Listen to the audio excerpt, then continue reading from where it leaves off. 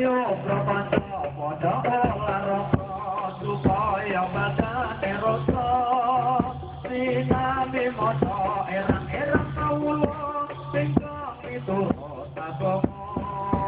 Ayo padha dulur Islam sedaya bebarengan ngertono maring laire Nabi Junjungan kita Nabi Muhammad sang mulya.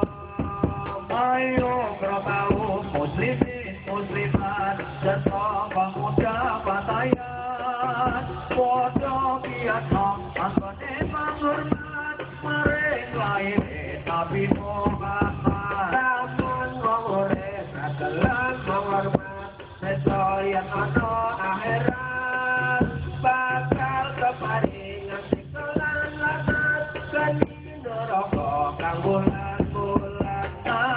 Yang pada gelem menghormati maring niate Nabi besoyan kita kumakoen pagi kinanjan warga kang edi apa dinate nangis lo Islam ikut dawuhe pangeran agama mugo ikut Allah Islam ikut lakon di sana.